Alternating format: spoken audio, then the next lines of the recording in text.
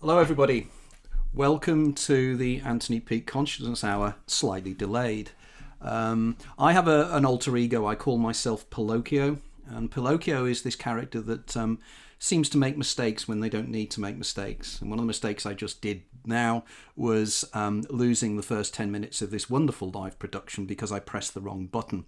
So I was happily watching myself on my phone, realising that we were going out live, but in fact we were only going out live with me and on me. So I was the only person that could see it, so my apologies for that. So back to the start again, and a profound feeling of deja vu. Today's guest is somebody I've known of for quite a few years, and whenever myself and today's guest get together, we have the most amazing conversations. We just go off on a tangent and we just run with it, and ideas just spill out. Today's guest is none other than the really great Peter, and I've done it again. I really have a brain spasm with this. Yeah, Peter Broughan. And now Peter is a brains, not brawn, rather than Eva Braun remembering of Braun. I think that would be more effective. Or prawn. Or prawn. You know, the thing is, the Eva Braun thing was the thing that was throwing me, because I kept sort of thinking of Eva Braun all the time. And I then got confused because Hitler had some other mistress called, Gessler, I think, or something like that. And he's definitely not Peter Gessler. So, but anyway, Geely Raubel. That's right. You're not Peter Raubel. So there you go. Nonsensical things I know about or seem to stick in my brain for some bizarre reason. I have no idea why. Anyway, so Peter invited me a few years ago to do an event up in Stirling in Scotland. And it was absolutely wonderful. Really, really enjoyed it. And since then, we've been in vague contact over the years and everything else. And I've always wanted to know a little bit more about Peter and his background, because, I mean, he is so experienced in terms of films and movies and TV productions as well. So this is the wonderful opportunity to talk about this. Now, before we started going live, or didn't go live, went dead or something, we were discussing about film and the way in which film moves and everything else as well. And the background was that a few years ago, one of the things I've had to suffer for most of my life, if suffering is the right term, is my physical similarity with a certain Sting, a certain main guy in a band called The Police. And this has been commented on for many, many years, and even as we've got older, we seem to have aged in a similar way. Our balding patterns are the same even, which is quite strange. And one of the things that I was interested in was understanding a little bit more that how physically we resembled each other. Now, many years ago, many of you know I have this concept called the Damon and Eidolon dyad, and the idea is that there are two personalities in our brains, and one is located in the non-dominant hemisphere and the other one in the dominant hemisphere. And one day I read an article saying that, like, we know that each hemisphere of the brain controls the opposite side of the body, and that includes the face. So effectively, the left-hand side of your face is controlled by your right hemisphere, which would be your daemon, and vice versa for the other side of your face. And I thought, wouldn't it be interesting if you took a photograph of somebody, just a standard photograph, and then cut it down the middle, and then inversed it, so you had two left sides of the face and two right sides, then put them together to see what that person looked like. And it's quite intriguing because they do look quite different.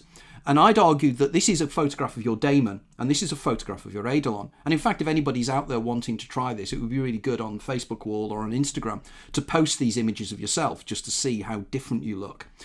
Now, I then decided I would do this for two photographs of one photograph of myself and one of Sting when we were a similar age, around about 15 years ago, something like that, when, well, we'll always be the same age, won't we? I mean, it's nonsensical, but roughly our ages were similar. And what I did was I took the two photographs, a black and white one of Sting and a colour one of me, and I put them together in that way. And it's quite extraordinary. It is. You've got to look at it twice because it does look like a normal person. I've got slightly fuller lips than Sting, but that's about it. Otherwise, it's very, very similar. All well and good, but recently there's been a piece of software available on a genealogy site that you can upload photographs for free onto the website, and say old black and white photographs of your parents, your grandparents, and they upload them and they make them move. So It's really quite strange. But somebody, one of my Facebook friends, decided they'd take that photograph that I'd posted of the Sting doppelganger, the Sting Peak doppelganger, and it moves, and it's quite extraordinary because it really is quite disturbing. And I posted something recently when I did the same thing with an old photograph of my mother when she was 12 years of age. And again, it was suddenly seeing your own mother moving at 12 years of age. Now, from that, Peter and Sarah and I got discussing about films over the years and how when you see something move, it's different, and when you see it colorized, it's different. And Peter started explaining something that he'd done in a research project he was doing. So, Peter, if you could explain about this now, because I think it really is quite intriguing, this. Yeah, my first job in production, as it were, was at Granada Television. I was a film researcher on a series called Camera Moving Pictures, which very interestingly was about the pre-cinema, the invention of film and the early years of film and cinema. And the Granada team had a great technical backup in that we used to collect in sort of early films from all over the place, and then the technical operators would transfer them onto videotape and restore the original speed of the film. Because if you remember, you used to see film on TV from the past. People would move in very sort of sharp, quick, unnatural movements, and the whole world looked extremely unnatural and not the world that you lived in. And what they did was they simply restored the speed that they would have been shot at, because hand crank cameras tended to have a natural rhythm, which tended to be around, we discovered, about 12 to 15 frames a second, whereas film was projected at 24 frames a second, and that creates the dislocation. And when you actually then transferred that out and put it on at the original speed, the world suddenly became kind of the same world that you lived in. Although the colorization was interesting that you're talking about, because color film didn't happen until a lot later.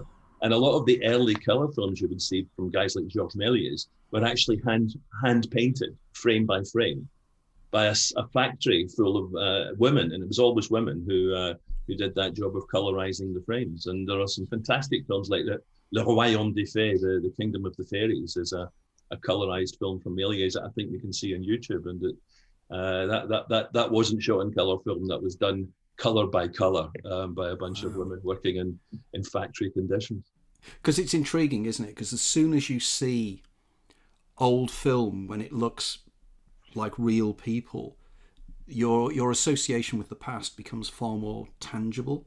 It does. And the idea, isn't it, from our generation, because we're a similar age, the idea that in the early 1960s, suddenly the world became colour, and that kind of dark, bleak period of the 1950s was over, and suddenly it was the peace and love and colour and everything. But we always think that the people in the past, as one famous phrase, wasn't it? The past is a foreign country. They do things differently there, and it very much came across. But as soon as you see somebody that you can relate to, for instance, I was quite fascinated. A couple of months ago, there was a series of photographs that I think the British Film Institute or somebody released that were very early colour photographs taken of people around about 120 years ago. And suddenly these people, because they're colour, they look like us. Yeah. And it's profound, isn't it? Really profound. But there's still a artifice there, because those would have been coloured by hand as well, those photographs. Yeah, which is true. I can't remember exactly when colour film came in. There is that they have put on some series of war films war footage that was actually yes the Second World War. So it's kind of late 30s, 40s that I think that Kodachrome becomes something that people can shoot on, but they still don't use it very much because it's much more expensive than black and white film. Right. That was a fascinating aside, and it's something we'll probably come back to because some of the themes we're going to be talking about, it's very much part of this. Yeah. But Peter, can you tell us a little bit about yourself, your background, and how you've become the person you have become over the years? My name's Peter Broughan, and I am original. I'm not. I was born in Glasgow. I was born literally in a tenement in Glasgow, classic, right at Glasgow Cross. With a communal toilet on the landing for several flats to use. And my early upbringing was profoundly influenced by two things that are sometimes seen as two two sides of the same phenomenon, which was Catholicism and Celtic Football Club. They both loom large in my life, although I've long since abandoned religion. I've become, frankly, anti-religion, anti-organized religion, because religion seems to carry on creating an awful lot of the major problems in the world. It seems to be at the heart of it. And since all of the religions claim to be based on peace, you kind of wonder how it gets so messy at times. So I kind of became kind of political and irreligious at the same time in my early teens, and began to ask questions about why there were so many starving people in the world when the Catholic Church was found, had all of this ridiculous wealth in Rome and so on. A kind of, classic, almost cliched schoolboy realization of what the nature of the world was. I was very dominated by the concept of hell, though. I mean, I hate the Catholic Church for the psychological, torture that we all went through when we were introduced to the notion of eternal damnation. If you happen to commit a mortal sin and then fell under a bus, you would be burning in hell for all eternity. And that kind of makes you think about what the nature of that God is that would be so, unfairly, excessively unjust to his own creation. I don't think you have to think very much before you see right through religion. It falls apart pretty quickly. And I always wondered about really intelligent people who are still hanging on to a notion of a situation where God the Father, sends his only begotten Son. Well, how does that work? To suffer and die on a cross. So he sends him down to be tortured and in order to save us from our sins. Well, what sins? Well, you started it in the first place, mate. What are you talking about? And it kind of, I just don't get it. It's silly. It's absurd. It's nonsense. But I've gone through being atheist, I think, to being now agnostic, because the old Latin verb, my Latin's still there from my Marist education, agnosco, agnoscere, agnovi, agnotum. I do not know. I simply don't know. You are one of the leading guys who takes us to places where we have to consider all the possibilities, all the theories of what might be and how things might work and what the nature of reality and consciousness is. But ultimately, we don't really know. Maybe it's true. And we'll go on until our dying day trying to find out and trying to work it out for ourselves. But I don't think we're going to know anything definitively until that moment we go to the other side. I think, as we've discussed many times on this show, the issue is that, are we supposed to know anyway? And is it beyond our comprehension, understanding? Because we are what we are, and it could be restricted in some way. The reducing engine of Henri Bergson as an idea. But maybe that's what God does. It's the love that passeth all understanding, isn't it? I mean, and everything's a mystery. The mystery of faith. Yeah, the mystery of faith. Yeah. Transubstantiation. Yeah. So that's what I got to. I was educated by the Marists. I mean, I'm kind of like ambivalent about my Catholicism. I'm still profoundly culturally and Catholic. My formulation is Catholic, and I suppose now that I ended up working in film and television, there might be a connection with the ceremony of the Mass, because compared to the bareness, the aridity of the Protestant Calvinist tradition in Scotland, the Mass is phenomenally theatrical and colourful and transcendental. You can, when you believe, you can achieve something approaching a transcendental state. When you convince yourself that things are the way they are, you can go to a different place. And that kind of, I'm kind of glad of that. I'm kind of glad that I had that, rather than, and I'm not being bigoted in saying this, I prefer the ceremony to the arid nature of more stripped down religions, I suppose. So you ended up then going to university and studying theatre studies, am I right? Yeah. I was the classic working class boy, first in the family to go to university and all that sort of thing. I was going to do English because I was good at English. There was no career advice. It was like, you're Glaswegian, you're going to Glasgow University and you're studying English because you're good at English, you're top of English in the class. Okay, fair enough. But I'd seen a play, I'd seen a production of The Crucible by the students of the Royal Scottish Academy. in the Athenaeum, and it was a fantastic production. I remember it being a fantastic production. It was transformational because I hadn't seen a play before. I hadn't been in a theatre before and seen that different kind of ceremony, that proper theatre. And I thought, God, I want to do this. This is great. And I found out that I could combine English with drama, and that's what I chose to do. Although I never had any intention of, I didn't know what I wanted to do then. I wanted to get a degree. But I didn't want to be an actor. I was pretty sure of that, but I kept on being dragged into productions that the professors and the lecturers were doing, because there were very few men in the department. The drama department at Glasgow University was mostly female. It was mostly women, and so the men were few in the ground, were thin on the ground, and therefore much wanted to be shoved into production. So I found myself treading the boards a few times. I played Macduff in Macbeth, for example. I remember that, and that was and really enjoyed it. I mean, I thought it was great. And I also played I forget who the clown is, the one with the dog and Two Gentlemen of Verona. I played that. I don't know that one. We both obviously played clowns for some reason. In some way, I was in 2 Shakespeare productions when I was at school, and I was Feste, I think it was, in Merchant of Venice, and I was Sir Andrew Aguecheek in Twelfth Night. I was loved once. Yes, absolutely. Does my leg look indifferent well in a pink coloured stock? I think it was. What he says a wonderful line, doesn't he? He turns around, and he says, somebody says pourquoi to him, and he says, do or not do. Oh, had I spent the time in the arts as I had his dancing, fencing and burr-baiting. And it's only when you grow older and you see the wit in that line, because, you just learn it. When you're a kid, you just learn the lines and they don't mean anything. But those lines, it was 1969 I did that, and those words are still imbued in my head. So when you were doing your acting, I mean... No, let's go on, because there was something else I was really interested in. When you were actually doing your drama, did you do the theory of drama? What drama, the principles, and, and everything else?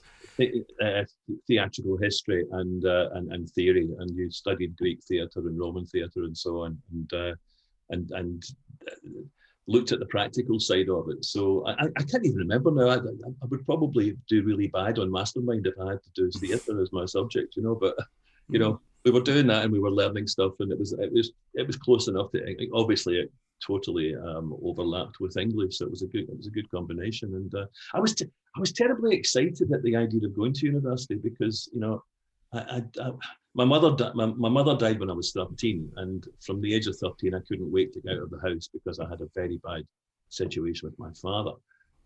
So getting to university was really important to me. It was salvation. It was a means of escape.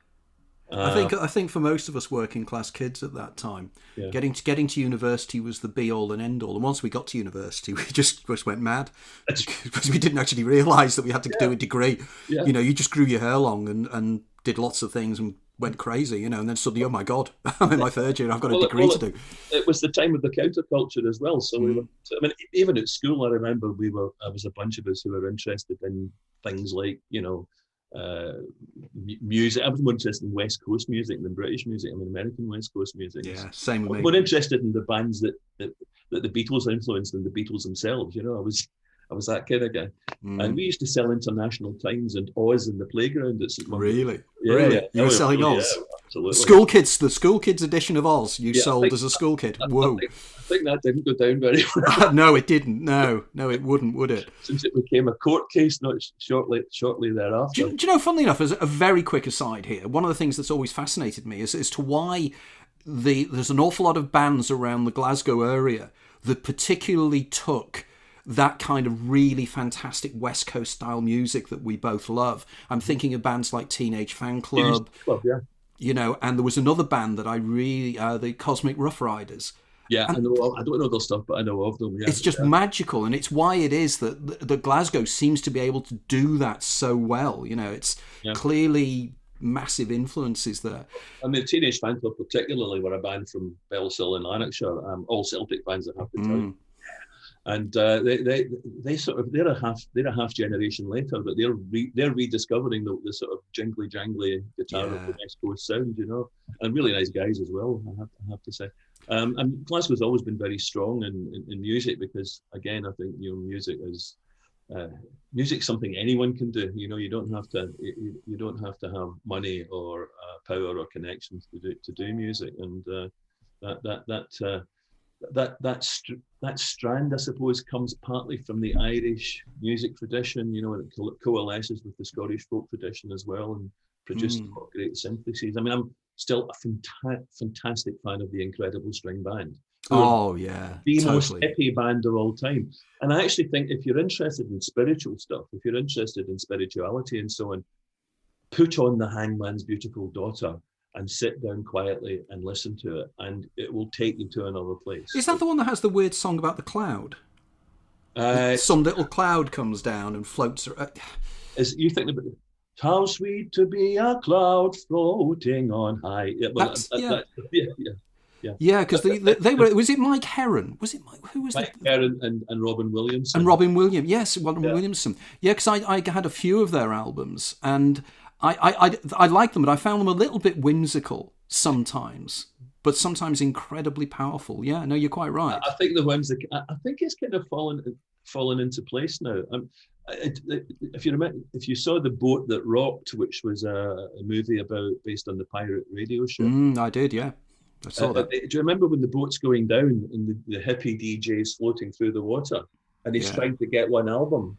Well, he's reaching out to get the 5,000 Spirits and the layers of the onion. Oh, really? It's a very deliberate reference to the most hippie band of all time, who came to Scotland. They were both middle-class boys who went to private school in Edinburgh, but they're lovely. Mike, I know he's a lovely guy. Oh, right. So moving on, then we're going to get off on tangent into music here, because as we always do, it's sort of mutual interest areas. But moving on. So then, when you graduated, how did you end up in the world you ended up in? Because it's one thing having a degree in the subject, but then actually making a career out of it is a totally different ballgame. On the way through, especially doing drama, there was a film course. It was a film sort of module that I took in doing drama, and that fitted very well with my burgeoning political sort of consciousness as well, because I realized that theatre was actually bourgeois, and it wasn't for the people, and should be interested in stuff that was actually about cinema, which was a much more popular art form. I've kind of like moderated since then, but certainly the idea of film as a massive populist and popular medium was what grabbed me, and I became very, very interested in film at that time, and that's when I started to go in that direction, and I wanted to do film. And I applied. There were only 2 places in Britain at that time that had a practical filmmaking course. One was at Bournemouth, I think that was just starting, and the best one was at Bristol University in the theatre department, run by George Brandt. It was a postgraduate course in radio, film and postgraduate certificate in radio, film and television studies. And I applied, and to my astonishment, I remember I got drunk, very drunk on my last finals day, and someone poured me on a train to Bristol to go for an interview. And I had no idea where I was. I was still hungover, going into the Bristol drama department and being faced with this interview panel. And I knew what the odds of against getting in were astronomical, but miraculously I got in, and so I had a fantastic year in Bristol learning how to make films. And in that, this of course was pre-digital. Film was film in that time, but film with stuff on it that became light, that became images, and you used pic syncs and moviolas and that sort of stuff. And I got to make my first film. It was actually my second film, because I'd made a tiny film in first year at Glasgow on Super 8, and I made a 16mm short, which was an homage to James Hogg's The Private Memoirs and Confessions of a Justified Sinner, translated to the present day. How pretentious can you get? That sounds very good. Have you still got it? I think it's in a can somewhere. I must get it transferred onto digital sometime. but then I came out and I didn't know what to do with this, because I was one of the few people that had been to film school in Britain, and I went back to the BBC in Glasgow and said, any chance of a job? And he went, oh, well, I suppose you've got a good background. Do you fancy being an editor? And I went, not really. And he went, oh, can't help you then. So I sort of sidetracked into film culture. I worked at the Scottish Film Council looking after amateur filmmakers and film societies. And then I got a job in Norwich as the first director of Cinema City, which was then part of the BFI's regional film theatre network, showing art films, if you like, and commercial films as well. And I did that for 2 years. I loved living in Norfolk, absolutely. And you mentioned to me recently when we were having a chat that that's where you, Joseph Losey, you took Joseph Losey up there. Yeah, I managed to get Joseph Losey, who had made The Go-Between in Norfolk a few years previously. And of course, who was one of the victims of the McCarthy witch hunt in America years previously in the 50s. Yeah, Losey came and did an interview with him on the stage, and it was kind of like, it was a real coup. I mean, because absolutely titanic figure in the history of filmmaking. And he went back to stay at the Maid's Head Inn, and right opposite the cathedral, which is one of the oldest inns/hotels in Britain, and that was a good start. So I ran that for a couple of years, but I always wanted to get into production, and long story short, I moved to London and got a start with Granada Television, and now there we are with the restoring the speed of the film, and making a series about the early years of cinema, and that was the kickoff. The other thing was, you have to remember, is that there wasn't an independent film industry in Britain at that time. There were film studios like MGM and Boreham Woods, so you had some studios that were owned mostly by the Americans, and a couple of British studios, but you couldn't get in there. It was closed shop. There wasn't any way in unless you were born into it. And then in the early 80s, Channel 4 started, and they basically invented the British independent cinema scene, because they started commissioning independent films. And that's how the Draughtsman's contract got made. But by that time, I'd worked for Granada, and I was starting to work on a series about the Spanish Civil War when a job came up at the BFI as a production officer, and I applied for it and I got it. And I found myself advocating, along with some of the other staff, to the production board, that this thing that Peter Greenaway had delivered called the Draughtsman. Tell us about this, because you know how much I love that film. Yeah. So can you tell us a little bit about the Draughtsman's contract? And I'm just wanting more and more people to watch this movie because it's extraordinary. Absolutely. The Draughtsman, Peter Greenaway was an artist himself. He'd been at which was the school? He went to which art school was it? The big one in London. I forget what it's Slade. Called. It wasn't the Slade, it was the other one. The Royal College, I think it was. And he'd also, after that, he'd actually made his own, he was doing commercials and stuff to keep him alive, but he was making his own films that the BFI production board were financing. And the production board kind of existed to help experimental filmmakers at that time make, weird experimental films. But Greenaway had an elevated sort of output that still fitted very much into the experimental box, if you like. But he kind of created his own mythology, which was based on ostensibly on numerology and imagery and kind of threads of pseudo biography that ran through all of his short films that the BFI financed. And then he turned up with this script, this massive script about it's set in a country house in England in the late 17th century. It's about a draftsman being commissioned by the lady of the house to do a series of drawings of the house. But there's a sexual contract that she has made as part of the contract, that for every drawing he does, he should have a liaison with her. And it becomes very complicated after that. He ends up having another liaison that he's required to sign with the daughter of the house because she's childless, and a child is required to keep the line going, if you like. And it was extraordinary. It was just the most wonderful individual. You'd never seen anything, you never read anything like it. And it was impossible for us to do because the BFI production division wasn't set up to do feature films. And this was a kind of, well, it was entirely an experimental feature film, full length, you know, big cast, period, you know. But the production board, who were sort of filmmakers who sat there from outside and decided what got done and what didn't get done, the ultra left hated it, and the left wing liked it a lot. So there was a battle between the left and the ultra left on the production board.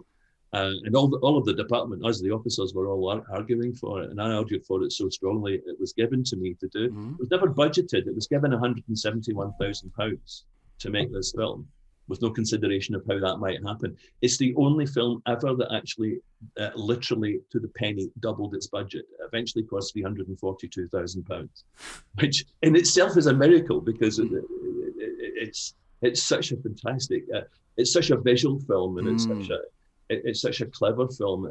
It's a mini masterpiece. It's on quite a large scale. And the secret of being able to do it at all was finding a location where we could shoot the whole film. So I spent 3 months with Greenaway doing all. I mean, there were no defined roles. I was the production officer, so I was the kind of de facto in-house producer for this film. But there wasn't any support staff, and there was no money to hire people, so I had to do all the research on, you know, late 17th century houses. Which I knew nothing about, of course. Because how did you find that wonderful house? Because we were discussing again a few days ago about how, and again it links in with Joseph Losey, because as soon as I saw the film, there were two things that leapt out at me. The first one was it reminded me very much of Don Giovanni, the Losey film, the filming of the opera at the Villa Rotunda in Vicenza in Italy, and the very Palladian feel that had. And also the kind of wonderful filming that was reminiscent to me of the movie Barry Lyndon. Was it Kubrick? It was Kubrick, yeah, it? Absolutely. And so the house worked perfectly. So how did you see the house and go, wow, this is it? Or did you look at lots? You know, I'm trying to remember how I did my research, because it was clearly well before the internet. So you couldn't just Google, you know, 17th country house. You had to go to libraries and other sources to find out possible places that you could use. And I remember, I can't remember exactly how I found Groombridge Place near Sevenoaks in Kent, but I did find it, and I went down there, and it was owned by a lovely old guy who was in his 90s called Mr. Mountain. It was a private Caroline country house with a moat. It's still there. It's a beautiful, beautiful place, nestled in the Kentish Wold. And I said, would you consider letting us film in this? Because people who have let their houses be used for filming before don't usually do it a second time, even if they get well paid for it. There are good reasons for that. But he said, yeah, of course, it seems like a lovely idea. It's a splendid idea. I said, well, how much would you want? Would £500 a week be too much? I said, no, I think we can cope with that. Yeah. I mean, we didn't have to. The interiors were actually Caroline interiors. They were perfect. And the exteriors nothing was changed. In fact, there's a scene at the end when Janet Suzman is having tea with Anthony Higgins, the woman of the house, and the Draughtsman. And you can see her hand shaking slightly as she raises the cup to her lips. That's because I knew that tea service was worth more than the whole budget of our film.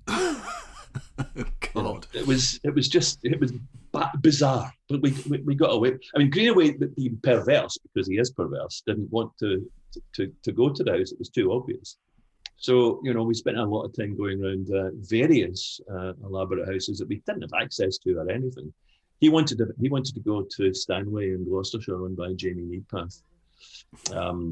An aristocrat, nice job, but it wasn't right, and I eventually had to put my foot down. I didn't think I had any authority to do it. I said, Peter, we have to, yes, because apart from any other consideration, we can't afford anything else. But I suspect he was quite happy at the way it turned out, because Groombridge Place is, as you were kind of saying, is a major character in the film itself, and very similar to the locations that Losey, you know, used in Don Giovanni.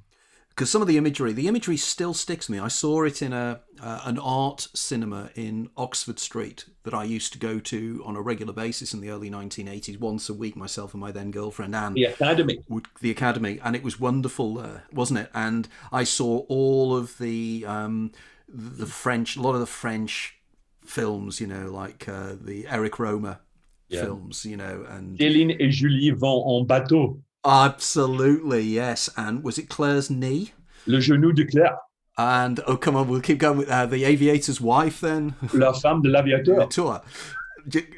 You know them all. And they're just so wonderful. And I keep saying to friends of mine these days, and I keep saying, these films, nothing happens, but everything happens, doesn't it? And this is the beauty of the film. We were talking, weren't we, about The Tree of the Wooden Clogs, Olney, and Christ Came to Eberly. There were so many great movies at that time that were being made. Yeah, it was wonderful. It was one great period. And Greenham himself, as I said, was a painter, and he had this firm belief himself that that painting in the late 17th century, English painting was largely boring, whereas continental painting was where the action was, and that he kind of has characters in the film say that kind of thing, but he's very strong imagistically right through his whole sort of filmmaking career. He's the master of imagery, and he's very I'd say he was very Gainsborough. The feeling he's Gainsborough, isn't it? I mean, a lot of his imagery can be quite strong as well. Oh yeah, was it that film? I was thinking this a couple of days ago. Was it that film? There was a theme of this kind of little midget person around that kept appearing, or is that another movie I'm thinking? Is that in Cook, Thief, Wife, Lover? I can't remember. I don't know. There was one of his films where just this little entity kept turning up for no apparent reason. It was a little bit like the characters in John Fowles' The Magus, that they just pop in and pop out for no apparent reason. Well, they made a film about the Night Watch as well. I mean, he's hugely. Did he really? Huge Rembrandt fan, yeah, huge Rembrandt fan.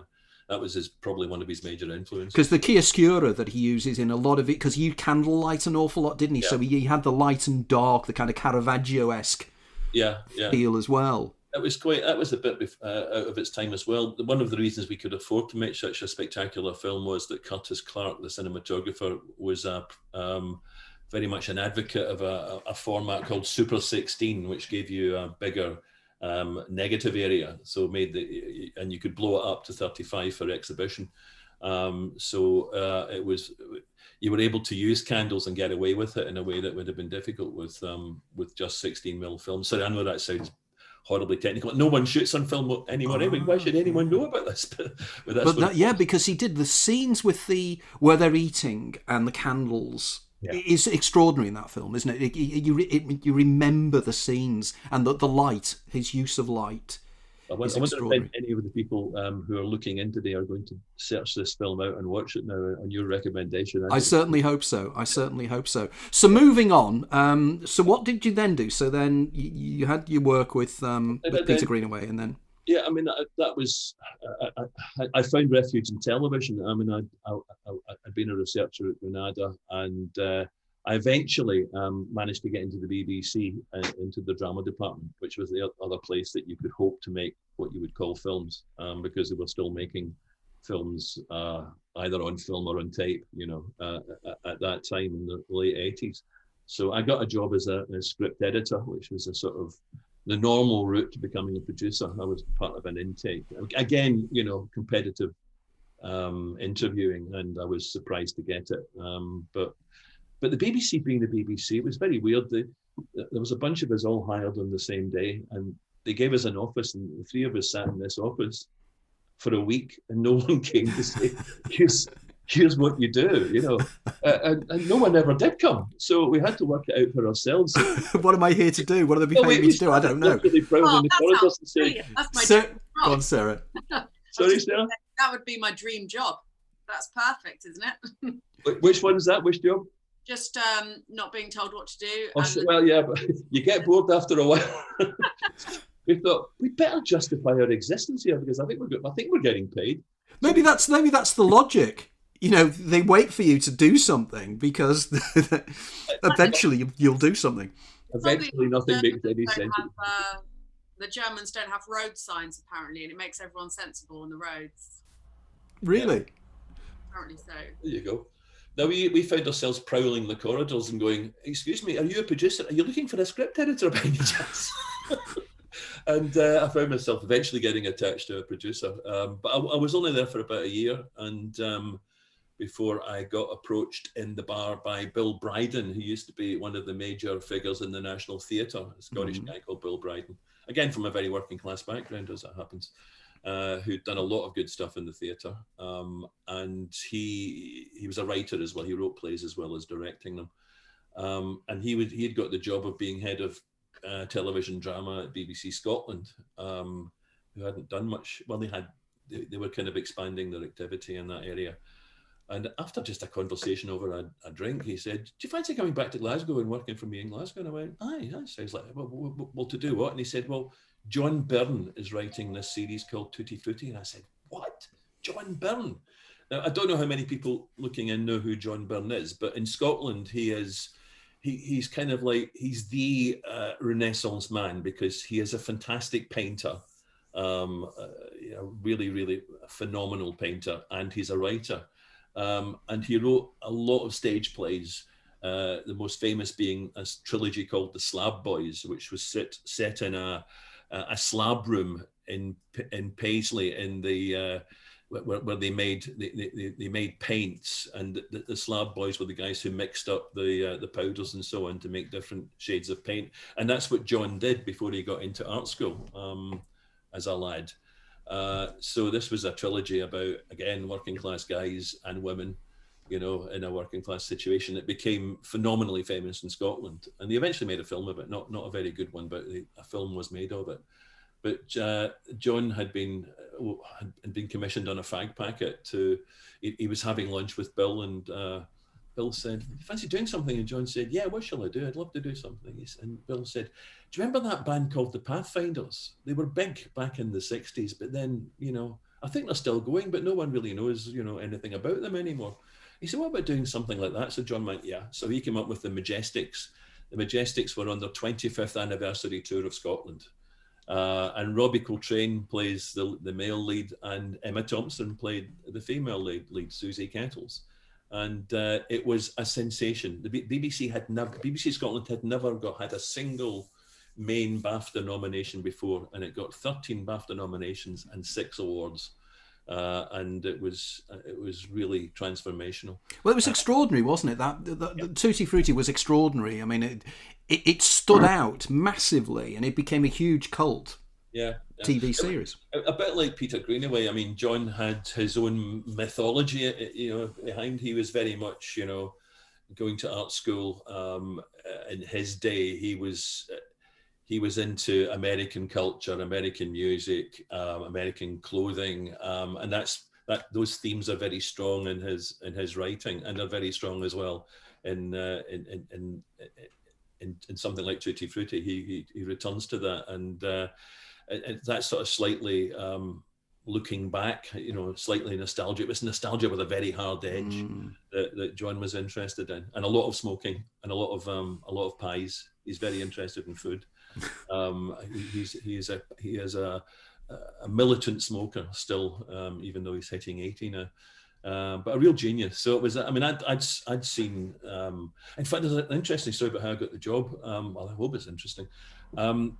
When I was a script editor at the BBC, I'd gone to see John's trilogy of the Slab Boys that was on at the Royal Court in Sloane Square, and it was that was the production. It was a wonderful production, and I was sitting one day in Television Centre wondering what to do, and I thought, I'll phone up John Byrne. And I found out that he was working as the designer at the Leicester Playhouse, I think it was. He was working as a stage designer on a production there. So I phoned him, and he went, "Hello." I went, "Hello, Mr. Byrne, you don't know me. My name's Peter Broughan, and I'm a script editor at the BBC in London." He went, "Oh, really? What are you phoning me for?" I went, "Well," I said, "well, I just wondered if you'd fancy doing anything for the BBC." And he went, "Not at the moment. I'm too busy, but I'll remember this call." Thanks, bang, put the phone down. So when I was given the job, Bill Bryden then said, "Now you've got the job, Peter, we should tell you, John doesn't want to work with a script editor, but we think he needs one." And I went, "Oh, shit." Sorry. I went, "Oh, dear." And so I was ushered in to see him in the office in Queen Margaret Drive in Glasgow. And he went, hello. And, hello. He went, are you the guy that phoned me in Leicester? I went, yeah. I mean, he went, okay, you'll do. So because I had accidentally, as it were, paid my sincere and major respects to John in advance and innocently too, that's your Damon. That was your Damon. I think it might be, Tony. I do. Yeah.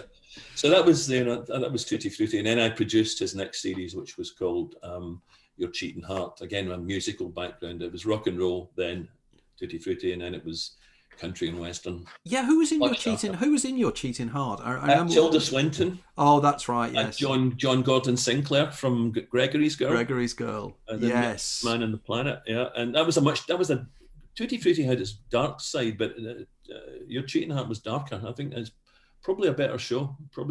Even I think it went deeper and darker. You do seem to have a theme with deep and dark, don't you? Really. I think I don't know if that's because your Damon's working on it, but I'd always gone back to university. I'd always been interested in the sort of revenge tragedy and that kind of thing, in theatre, Webster and Marlowe. And do you know, that's interesting? The Revenger's Tragedy. I went to school with Alex Cox. And Alex did a film of the Revenger's Tragedy, didn't Webster's Revenger's Tragedy, and he's also done. I'd love to get him as a guest on this program in the future, because he's also done he did Death. Was it Death and the Compass by Borges, which was very interesting, and of course his whole series of films, that are really intriguing, and that's where I know the Revenger's Tragedy from. So there's this darkness. But you were the person as well, weren't you, that gave Emma Thompson her chance? You took a chance on. Well, John Burns says. I mean, it sounds boasting. Well, yeah, I was, because you see, there wasn't a producer on that show until much later, so I found myself doing the producer's job to find the director and find the lead cast. So we got the director, Tony Smith, and we were sitting talking about possible casting for Susie Kettles. And it had actually been offered to two other actors. Siobhan Redmond was offered it, but she was doing a play in Southampton she couldn't get out of. And another actor, whom I shouldn't really say, was offered it, and her agent told her, although she was Scottish, her agent thought she was playing too many Scottish roles at that time. And I suspect she might have strangled her agent after Tutti Frutti came out. But I'd seen a production of Me and My Girl in London when I was still working down there, which Emma was in. It was Stephen Fry's adaptation of Me and My Girl, and she was just wonderful. And she was beginning to get kind of a bit known at that time. And I said, "What about Emma Thompson?" And I said, "Because I think she's got a Scottish background. I think her mother's Scottish and her grandmother." And that turned out to be the case. So long story short, we got Emma up, and she walked in and she had the role. She was tremendous, absolutely tremendous. I mean, that same year she did Tutti Frutti, and she did the big, it's big BBC London production set in Egypt and places. And I'm forgetting the name of it. It's really famous, but both were up for awards in the BAFTAs. She really exploded through at that time. So well, she certainly followed her father's muse from the Magic Roundabout, didn't she? Absolutely. Yeah. And in fact, I ended up. Here's a showbiz story. I ended up. This is what we like. This is what we want to hear. Go on. Well, going forward a few years, I found myself being invited by a friend, a female who worked in for Sony Pictures. She used to take usually our gay friends to the Oscars, and this year she said, "Peter, do you fancy being my plus one at the Oscars?" And I was like, "Yeah, absolutely, I do." And Sony had Remains of the Day. Was it Remains of the Day? I think, yeah, was with Anthony Hopkins, Emma Thompson, up for an Oscar. Which she won, but we found ourselves looking after Emma that weekend, and I was sitting right next to Emma at the Oscars and looking after her Oscar at the. We were sitting in the front row of the Oscars. I could not. In fact, I was the only person in the front row of the Oscars that I didn't recognise. It was like Clint Eastwood and Robert Downey Jr. and it was weird, really weird. It was really surreal, but fantastic at the same time. And it was, we sort of bumped into Emma that weekend, and I was like, "Peter, what are you doing here?" I said, "I'm with Marcy. I'm the plus one." She said, "Great, okay." And we ended up sort of being pals again that weekend. It was phenomenal. Wow. So interesting. Sarah, have you got any comments or any questions to ask at this point? Well, I was just thinking about maybe getting on to some of the Itladian themes.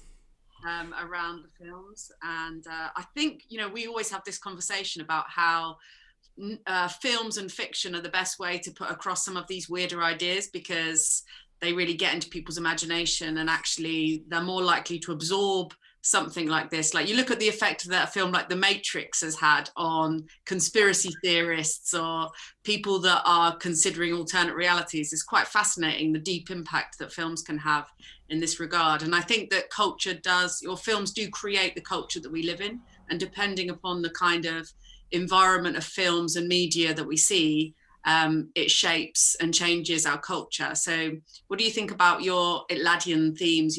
Is there life after death, altered states, memory, time, space, and things like that in films? Maybe that's what we should do, Peter, is to what stimulated your interest in matters esoteric and things. How did you get involved in all this? Well, I think I have to go back quite a way in that, because I remember being at primary school, and it must have been in the holidays because I was at home with my mum, and the priest came to visit. And there weren't very many books in our house, but I had a couple of, like, the Pan Book of Horror Story and the Pan Book of Ghosts. And how I got to that point before then, I can't really remember, except I do, because there was a magazine called Film Fun, which was it was a picture followed by actual text sort of comic. And there was a character called the Phantom of Blackfriars. And from the age of about 6 or 7, I was obsessed with this character, because it had a different sort of main image every week at the head of the story. And clearly, looking back, the artist had based the Phantom of Blackfriars, who was very elusive, of course, on Bela Lugosi's Nosferatu. It looked very much like that. So maybe it was there already, and the daemon was there already, but something was whispering to me that made me have an interest in this. And the priest sort of he said, "Well, what are you reading?" And my mother said, "Oh, he's into all that ghost stuff and all that scary stuff." And I remember the priest looking at me in a kind of suspicious and proprietorial kind of fashion, thinking, "That's my area, mate. That you shouldn't be going there." I mean, I don't think I'm misremembering. It was something very disapproving. It was a very nice guy, the priest, I remember, but he was kind of disapproving about this. And thereafter, there was a series called Tales of Mystery and Imagination. Oh, well, weren't they good? Which was ultimately, that was a game changer, because there wasn't much stuff like that on. Oh, do you remember the Tractate Midoth? Yeah. On that. Oh, geez. For our generation, that was a real game changer, the Tales of Mystery Imagine. It really was. I mean, was it somebody called Buck was the main actor, wasn't he, I think, that used to do the introductions? I can't remember, Tony, but I remember I look forward to it every week, but I was terrified. Yeah. I was terrified every week when it came up, because it really had quite a strong effect on you. And I don't know how I managed to be allowed to watch it, but I did. And thereafter, people sort of remember things like Whistle and I'll Come to You, my lad. I also remember saying, but Tales of Mystery and Imagination was strong with that. And I remember when I went for a job that I didn't get at the BBC a lot later, to be the head of independent commissioning, Yentov asked me what I was interested in, and it was way before the X-Files. And I said, I think you should do much more better love stories, and you should do a lot more in the esoteric, science fiction and science horror. Not horror, but I was saying you should do more of this, the paranormal stuff. That didn't get me the job. but the X-Files literally came on about a year or two later. It was something in the zeitgeist, I think, that was heading which is peculiar, isn't it? Because most people thinking back, was it Nigel Neal and the Quatermass experiment, and Quatermass and the Pit. These were hugely iconic programs in the late 50s, early 1960s. And the ones that were are actually the ones that are most remembered because they were so infrequent. I mean, the Stone Tapes is one. Oh, the Stone Tapes. Yeah, that was wonderful, wasn't it? And all that kind of television left a very strong impact, probably more than the cinema, because when you went to the cinema and you saw Dracula, it was kind of Dracula, and it wasn't. I was more influenced, I think, by television than by cinema in that kind of esoteric way. You know, that sort of. I think it was the way in which they got the fear factor. Maybe it was the black and white feel, or maybe it was just kind of the claustrophobic that they managed to get so powerfully. You know, with Whistle I'll Come to You, My Lad. You know, that really was very, very disturbing in many, many ways. But they just seemed to do it by the film techniques, which was all they had available. It's like the early Doctor Who's. You know, they were incredibly scary, even though it did. You know, the models and everything else didn't really work. But I'm surprised that Yentob was not interested in that, because clearly he missed a trick there, and you could have been the guy that set up the English X-Files, really. Yeah, well, I would have. I think that's what things. There's still time for the English X-Files, I think. I can really see that taking off, actually. I think that there's a great appetite for that sort of thing. Like, a lot of esoteric and occult stuff is becoming top rated on things like Netflix. Okay. And although, I mean, I do think that I love film. I did film at college, and I think that a lot of the earlier film directors, they all came from an art background. And so there's this painterly, artistic idea of films. And I love Hitchcock, and I think Hitchcock makes every single shot like a work of art in itself. And you don't see many films these days that have that quality, you know, that extreme artistic quality to them. And I think that's the thing with French New Wave and stuff like that as well. They're so beautiful that the appeal is in the beauty rather than the content to a big degree. And especially even watching it when you were watching it, and I was into going to the ICA when I was studying film, even with that bit of nostalgia, there's sort of little details in there that you pick up from that time that's passed that are just like really beautiful to observe. You know, even though it's not that long ago, there's something really beautiful about those kind of scenes. You mentioned the French New Wave, Sarah, and I'll tell you what's interesting and might actually open up an avenue of discussion or debate here. I mean, who actually creates a film? Because the guys in the French New Wave who were all critics on Cahiers du Cinéma, like Truffaut and Godard and Chabrol and Romer and the rest, you know, they all wanted to make movies, but the way they got into it was by writing about them. And they came up with la politique des auteurs, the auteur theory, because they wanted to they wanted to raise film up to a higher level and be on the same level as painting and the other arts, which is an admirable aim. And the way that they did that was to emphasize the creativity of the director, and they would perceive themes and stylistics and obsessions that ran through the work of the oeuvre, exactly, of some very popular directors. They preferred to look at the American cinema, you know, and people like Howard Hawks and so on to what was seen as a kind of machine cinema. They turned into art cinema at the highest level by coming up with a politique des auteurs. And I loved it at the time when I was into film theory and all that, and I hate it now. I actually hate it now because I'm film de. You know, I call it un film de. It's always the director who's credited with making the film. It's nonsense. It's absolute nonsense. Obviously, the director is a very important technician. Possibly. Don't you think that maybe those directors did have much more kind of creative influence on the films ultimately? Because that was the thing that I kind of found disappointing when I started to work in TV and film when I left school, was that my vision of filmmaking was Alfred Hitchcock. Like I wrote the theme tune, sung the theme tune, like did the storyboards, because he started off as a storyboard artist, Hitchcock, didn't he? So he was literally doing every single shot, and you can really see an oeuvre. You can tell it's a Hitchcock film as soon as you see it. And a lot of modern films, whenever I've been on sets, you kind of just feel like there's so many people working on it that you don't get that sense of the director being the ultimate kind of artist behind the scene. You get a sense of working in a bank or something. You know, when I've been waiting for, I've I've like had a little bit part in a film or something, you're just sitting for hours on set and there's not the sense of this creative thing happening. And I guess I was quite naive as to what I expected from films when I left school, but I think that perhaps there's potential to return to that director creativity these days, with digital film being so easy to produce. You can literally just make a film on your own. Yeah. I mean, I don't know. I think there's something more fundamental about about, you know, who is the creator, and that's getting it more into Anthony's territory, I think, you know, of Damon's and so on. For example, there are films which are more a producer's film than the director, but it will still be credited to the director. Yeah. There are films that are much more about the script than anything the director's brought to it, but it's still un film done.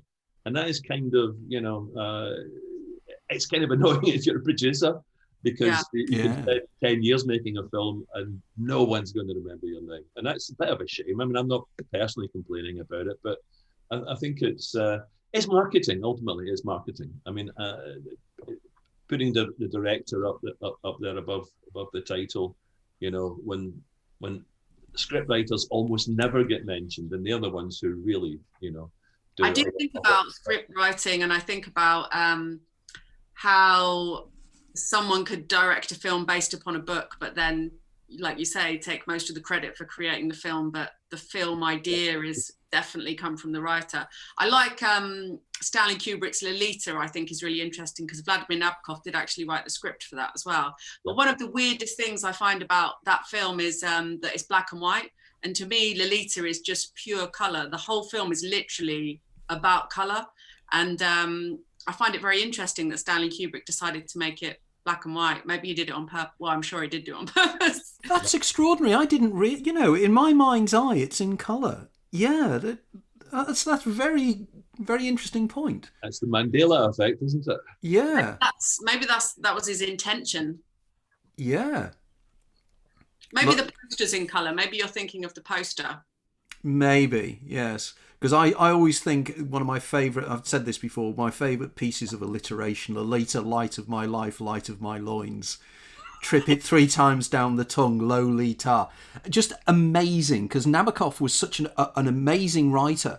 And again, he was quite intrigued by a lot of the themes we've been talking about in these interviews over the last few months. You know, he was quite a mystical. Biography is amazing. It's one of his best books. Peak Memory is really good. My favourite line in Lolita is the question mark of a hair in the bathtub.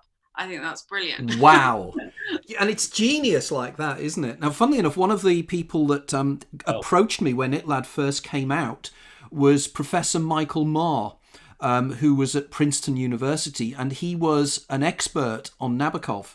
And he was the person that made the links to me, and he said, do you realise that a lot of your work can be linked to Nabokov in many ways? And I must admit, I've never got round to reading any more Nabokov, because I became preoccupied at that time with reading of people like, who's the guy that did The Unbearable Lightness of Being? Kundera. Yeah, Kundera. And because he was preoccupied with the eternal recurrence and the eternal return. And Kundera, I read a whole series of books by Kundera. And again, you know, it's almost what Peter's saying now about creativity and how creativity works within film, because film is such a dynamic process, isn't it? You know, does the film develop? Does it take on a momentum of its own in many ways? Like when you did the Draughtsman's Contract, you know, some of the imagery in there, that must have been spontaneous, like the ladder against the wall. It's all Greenaway. I mean, I think you have to. That's real hotel cinema. I mean, because he wrote the script and he directed it, and every image in it. It's like the Dennis Waterman of art cinema. I wrote, yeah. And my role in that would have been marginal. My main role in that thing was finding the location, which was a significant contribution, but and maybe tangentially an artistic contribution for recognising it. I don't know. So then moving forward, Peter, what made you get involved in the event that I spoke at a few years ago at Stirling? How the background to that? A kind of burgeoning interest in this side of things. I mean, there was always a threnody, you know, there was a sort of, through my own personal life, there was a thread of interest in the dark and in the paranormal and the supernatural. But I'm going to say something really embarrassing now. The thing that really turned my attention to it was my sister-in-law, who was crazy about Most Haunted, and I hadn't seen it. And she got me onto Most Haunted, and I became really hooked by it. I became hooked by it. And I wasn't sure to what degree I wanted to, I allowed myself to believe everything that was going on. I found later that I certainly shouldn't have been believing everything that was going on. But it was really fascinating to see this sort of like direct confrontation of what you would call the paranormal, by having film crews go into ostensibly haunted locations and spend the night or several nights there and see if they could capture activity. And that somehow that, and then my growing interest in ufology were sort of coterminous. At the same time, I became very interested in what was going on in the world of flying saucers, because the more I read about it, the more I realized that the evidence was irrefutable. There was a Himalaya of evidence of stuff that had happened that couldn't really be denied. There were too many witnesses. It was too frequent. It was too spectacular in some cases. And how could anyone disbelieve this? So I found myself going down that particular rabbit hole at the same time as going down the ghost rabbit hole. So I've just dug out the Paranormal Festival program. Oh, I remember that. And there's the Nosferatu in the corner as well, isn't it? That's David. David. He still does the ghost. He's been doing the ghost tour at Stirling Castle graveyard. Yeah, but I'm saying as well, in the corner you have Max Frisch from Nosferatu. Indeed, it is. Yeah, that was actually our designer Stephen put that lot together. But it was actually an attempt to do something that I don't think has been properly done in the UK before, if anywhere, which was to have a paranormal festival. It wasn't just about UFOs. You've got a lot of conferences about UFOs, and you have some paranormal conferences as well. But there wasn't anything that had actually tried to celebrate and investigate the wide spectrum of phenomena that would include the paranormal, that would look at, what did we have? We actually had obviously present lectures like yourself, fantastic lectures by yourself and others. We had the masked Caledonian Vampire Ball, which was a gas, and our band did the music. We had creepy comedy. We had to cancel that because there wasn't enough interest in it. But that was, what's his name? The guy who pretended to be a psychic. He was a cod psychic. We had a Skywatch for UFOs. We had a screening of Nosferatu with live music. We had kids storytelling. We had theatre. We had a couple of theatre productions. We had ghost hunter sessions and vigils. David did his ghost walks. And we had a psychic night as well with one of the Scottish psychics. So we sort of like widened this up and said, let's try and celebrate it. Unfortunately, I lost a lot of money on it and I didn't have to lose. That went on cards. So I lost about 14,000 quid. Really? Yeah. And that's why I haven't immediately followed it up again. We got some public support, but there was one trench of funding from Arts and Business Scotland that was exactly £14,000, and we anticipated getting that, and we didn't. And we do all I wanted to do was to clear our nose on it and not lose any money, and we did lose money. Because it was a huge event, and it was over the town, wasn't it, as well? There were multiple venues. Was it the toll booth? It was at the toll booth and up at Cowan's Lodging right next to the castle, and then the graveyard itself next to the castle. We couldn't use the castle because that was too expensive. We tried to show Nosferatu in the Church of the Holy Rood, which is up at the top of the hill and immediately adjacent to the castle, but they wouldn't let us. And I always thought that the idea that they wouldn't, that religious people wouldn't let the paranormal into a church was kind of contradictory and ironic, because religion is essentially paranormal. Yes. You should do it in Hastings next time, because Hastings is A, cheap, and B, loads of interest in the paranormal with Aleister Crowley living here and things like that. So that would be a great location. We should talk about that. A guy called Scott Meek, and Scott and Ashley live in Hastings now. They've retired to Hastings. Scott used to run the company that did Hamish Macbeth, and he made Velvet Goldmine and Sid and Nancy and stuff like that. Because there's Sid and Nancy, there's a link to Alex Cox again as well. Yes, indeed. So I went down to Hastings to visit them a couple of years ago. It was great. I mean, Hastings is really... I love it. It's really interesting. And there is there was a porpoise in the sea opposite my flat yesterday. Oh wow! Really? Wow. Are you right on the seafront there, sir? Yeah. Fantastic. Scott and Ashley are up that lovely little ancient bit up the Crumbly Street. Oh, I know. Yeah, like All Saints Street or somewhere like that. I think that was it. Yeah. Well, maybe we should talk about that later if we could. Yeah, definitely. I'm up for helping organise that, Peter. So.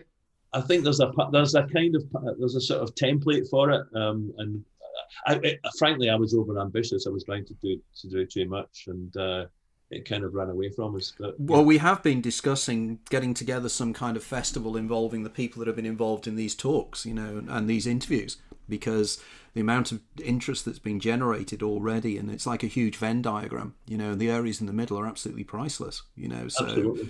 Maybe it's something we should work on. Yeah, my interest in UFOs has event. I mean, I've got 2 films that I want to make before. Well, 3 actually before I. Well, tell us about your Rendlesham stuff. Yeah, as an introduction to that, there's a thing I developed with. I produced Rob Roy, which is the biggest thing I did when I became independent. I mean, that was Liam Neeson. Liam Neeson, indeed, and Tim Roth, and blah blah, and that was the biggest film ever made in Scotland at that time, and that was. Just when I was coming out of working for the BBC, I went independent and realised very quickly it didn't work. And if I may tell this story, I was driving home one night, but at that time I was living in close to here in the Trossachs, a village called Balfron. And there's a point you get in the road where you see the Argyllshire Alps for the first time next to the Dumgoyne Distillery, and your heart always rises a bit, and I was in a bit of a quandary, because I thought, I can't make a living at this. I don't know how I'm going to do this. I'm going to have to sell my house and do something else. And I was having, you have internal conversations with yourself all the time. Well, I know that I do. I talk aloud to myself all the time. My wife hates it, but I think it's perfectly normal to have a conversation with your daemon, don't you? Absolutely. Well, the daemon came back and said, "It's Rob Roy." There was actually a little voice in my head, and wow. Believe me or believe me not, a little voice said, "It's Rob Roy." I went, "Where did that come from?" What? Hey? And there was Rob Roy sort of did operate around the Trossachs, and I can look out of my window. That sounds like a line from probably a Carry On film, isn't it? He was a bit of a Carry On character in many ways.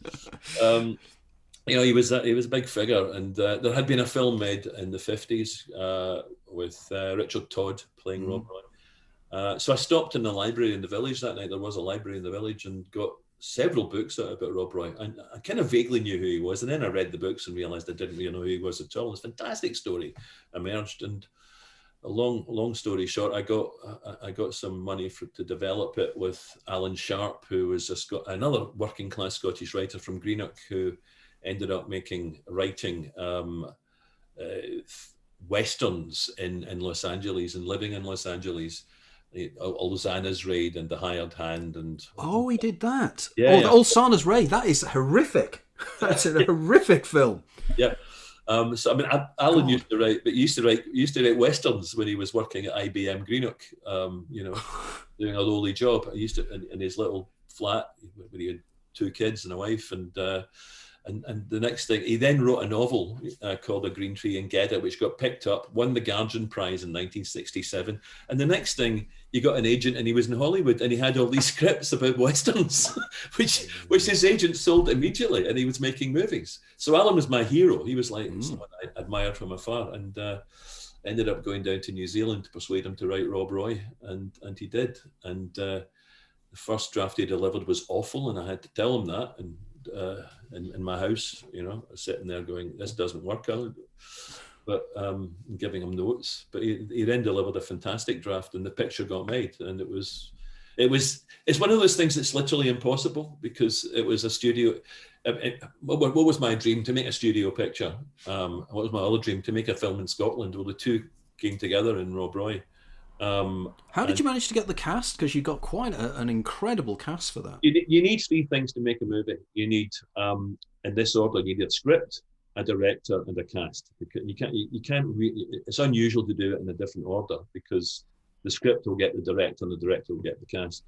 So we had the script with eventually from Alan, and I'd approached Michael Caton-Jones, who initially turned it down and then came back to me later and said he'd made a mistake. Michael was a happening director. He'd been approached to do one of the Bond films by John Calley at United Artists, and he turned that down. And then he decided he did want to go with this. And he was mates with Liam in Hollywood. I mean, it was Celts hanging out together in a Formosa bar and drinking in the Formosa bar. And he'd just been nominated for Schindler's List. And when you get nominated, all the scripts pour into your agent, and you get offered everything. But Michael said, I've got this great script from Alan Sharp. And he showed it to him, and Liam read it and said, yeah, I want to do this. And then the following day, it was taken to John Calley at United Artists, and he greenlit it like that. It happened in days. It was astonishing, from the script to Michael to Liam coming on board to the studio getting involved. And of course, the studio financed it 100%. There wasn't any issue. In Britain, you try and make independent films and you're sort of doing patchwork funding from all over the place, and it's incredibly difficult. It's like plate spinning. You know, you're trying to make all the plates stay in the air at the same time so that the whole thing hangs together. But whereas you get the studio, you'll get a good fee, but you won't get any of the back end. So fine. So the film got made, and it was, you know, it was, for me, it was transformational. It was wonderful. It doesn't make it necessarily any easier to make the next picture, but I'm very proud of Rob Roy, I have to be honest. It's a film I still like, and Liam and Tim got an Oscar nomination for it as well, for Best Supporting Actor. Tim Roth did, really. Yeah, and Alan should have got a nomination for Best Script. For some reason, he didn't. I think he deserved that. It was a good script. It must be amazing to see something that comes from a voice in your head or a voice in your ear, to seeing it on the silver screen must be the most extraordinary. The only similarity I can give in my life is seeing my book in a bookshop, my first book. Yeah. And it must be wonderful, that. I remember Alan and I were up early in the film. We were in Glencoe, and there's this massive pinewood unit in Glencoe, you know, and we're just standing, and Alan goes, it's just too much, isn't it? It's just too much. And I'm going, yeah, it's bizarre. And it's very difficult at that point. I mean, on day one, they were filming the other one.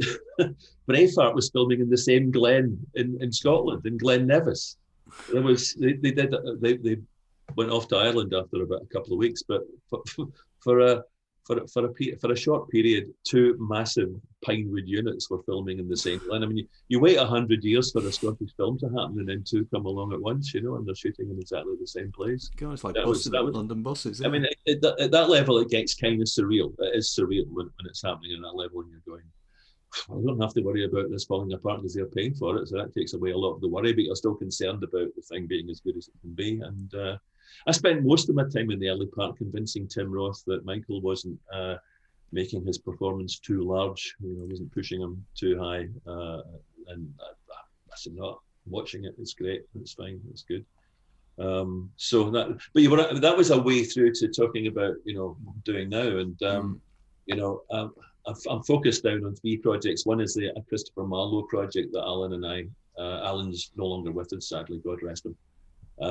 But he wrote a fantastic script about Christopher Marlowe that we worked up together. Did Peter Ackroyd do something on Christopher Marlowe? Or might no?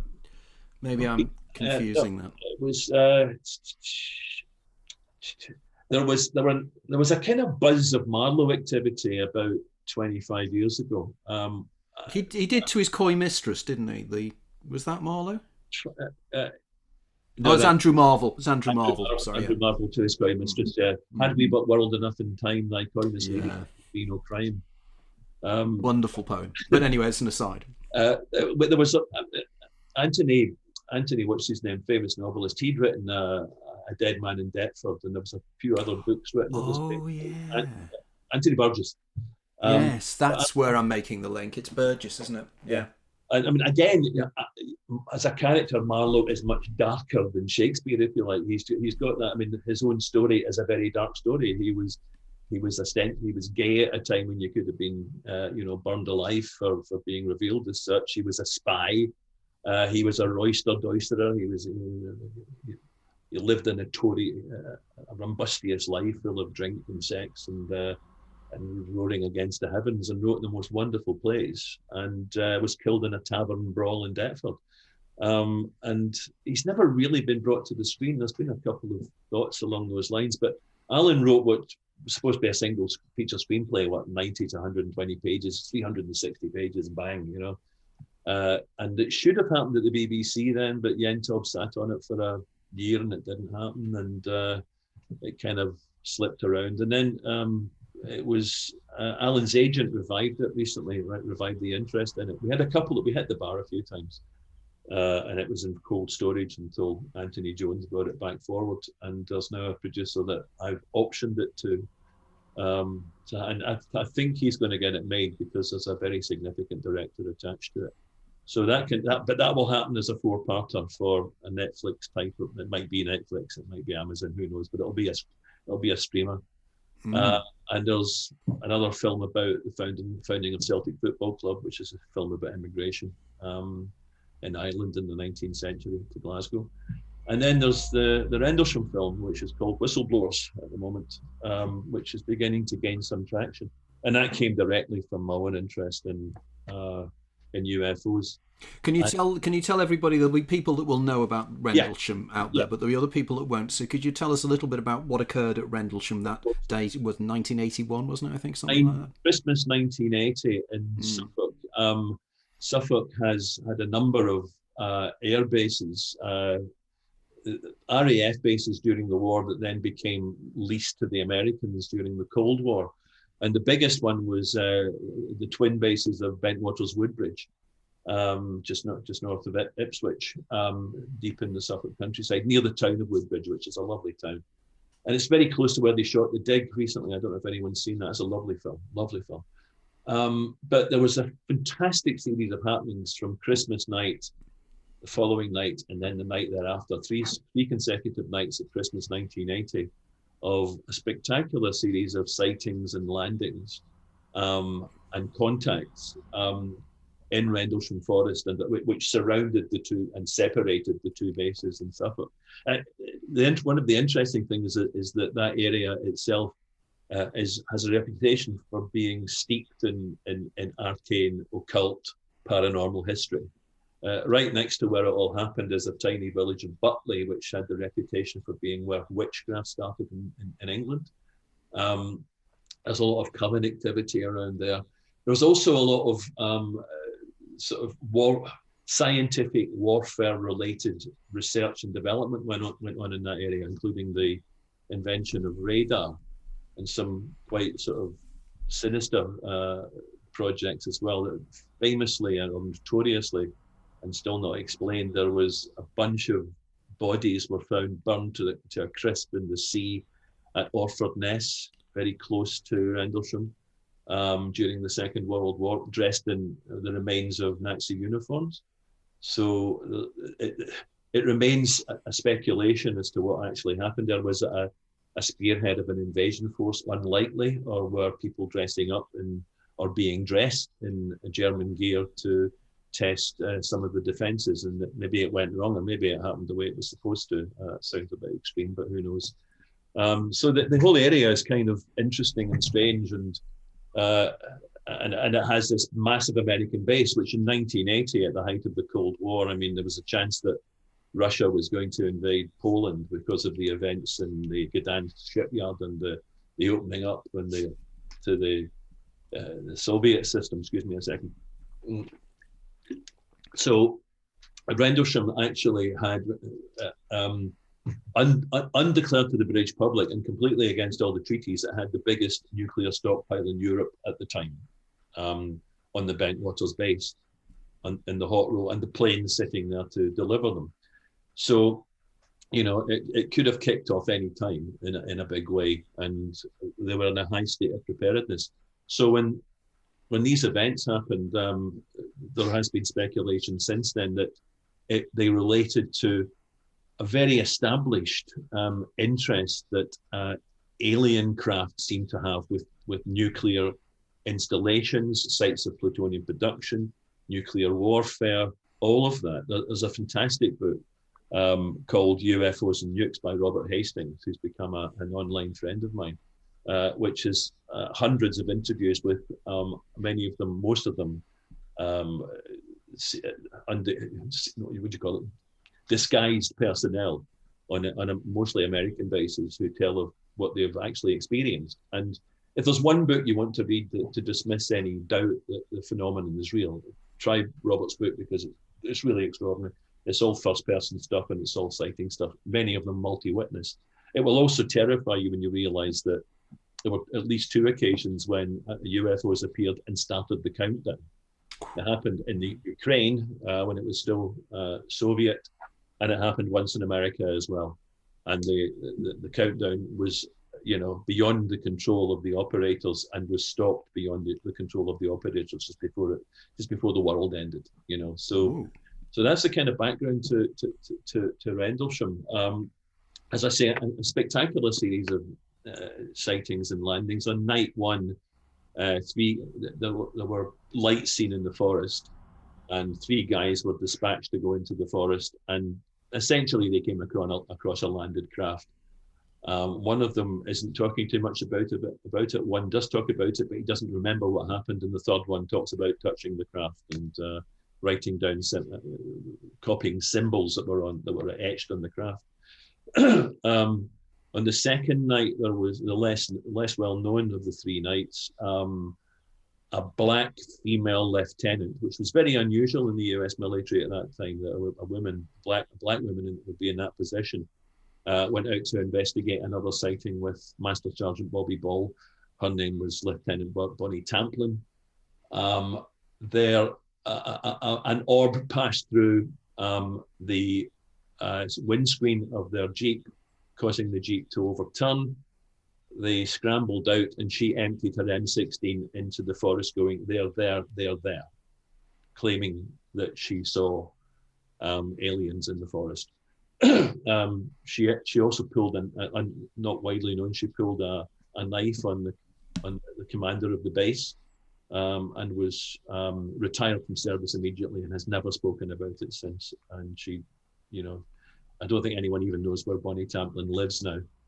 On the third night, it all kicked off because Deputy Colonel Charles Holt, who was the number 3 on the base, the deputy base commander, was approached at a party by 2 of the person. It was Bruce England and another guy who had experienced something in the forest, and they interrupted an awards night, sort of cocktail party, and went up to Holt and said, "Colonel, it's back." And he said, "What's back?" And he said, "The UFO is back." And what happened on night 3 is just astonishing. And I think we've got the best researchers, a guy called Ronnie Dugdale, who lives in Norfolk, who's been researching it for 40 years. Because Ronnie's origination story is interesting. He was working as a young man in a club in Great Yarmouth, near to where he lives in Gorleston. And he remembers just after Christmas in 1980, 3 guys that he knew, servicemen, came in. The Americans used these, the bars and the clubs in Great Yarmouth for their rest and recreation. And these 3 guys came in and went up to the bar and just looked completely zonked. And Ronnie said, what's the matter? And they told Ronnie of experiences that they had a couple of nights previously at Rendlesham. So Ronnie was fascinated by this. And a week later, they came back in again, and they came to the bar. And Ronnie said, "Is there anything more you can tell me? Has anything else happened?" And they all looked at him and said, "What are you talking about?" And he said, "About the UFOs and all that." And he said, "We don't know. We didn't tell you anything." And he thought at first that he was having, they were dissembling. And then he realized they didn't seem genuinely to have any memory of what they had told him the previous week.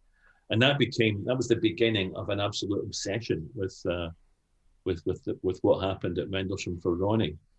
So he has dug out. He knows everyone who was involved. He's made it his life's work to find out who was involved, and he's a nice man, and people get on with him and they trust him. So, he knows where the bodies are buried.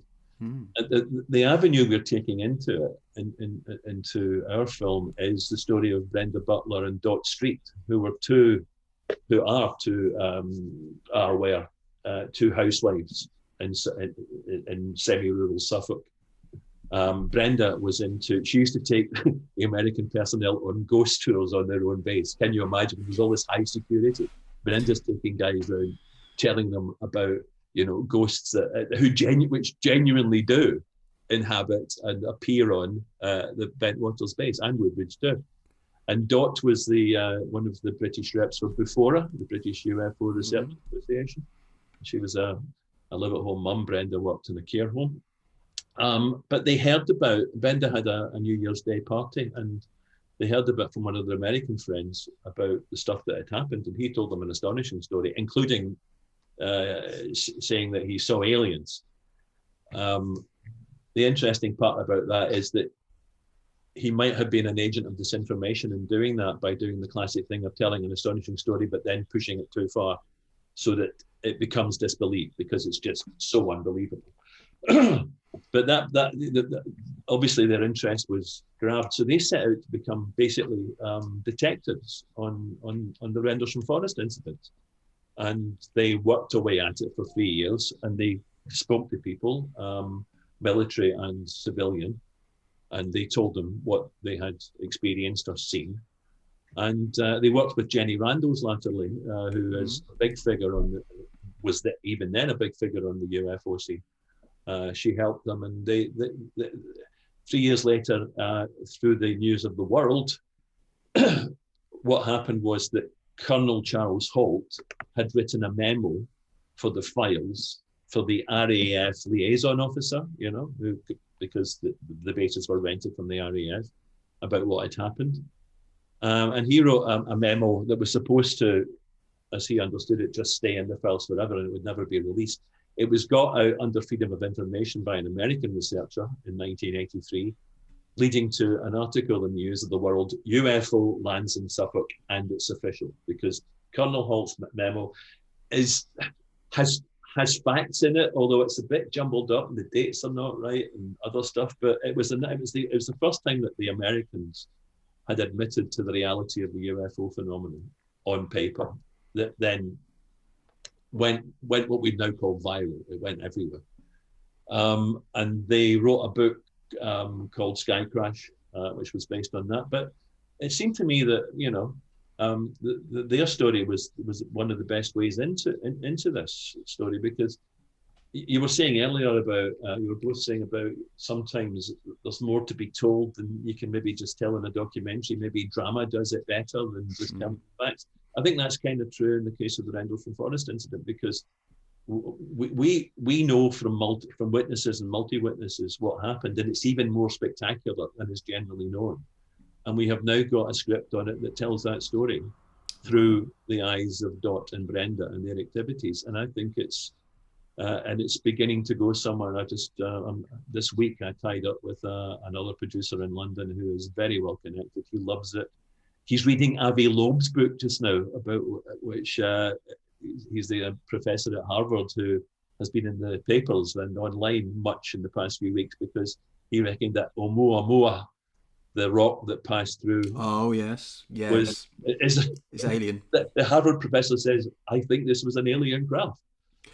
Interestingly enough, on that, as a very quick aside, there's a mutual friend of Sarah and I's called Dr. Chi Wong, and I met Chi about 2 years ago when that object first was seen. And at that time, Chi was very much making the point, and he was showing me photographs of it, and it is extraordinary.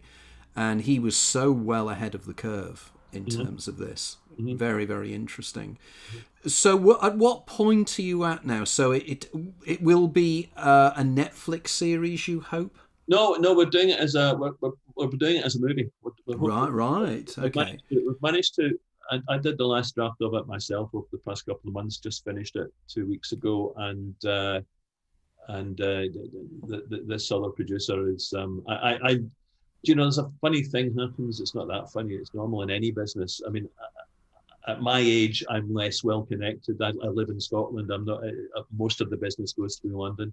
I felt I needed to bring someone else in who is better connected than me now.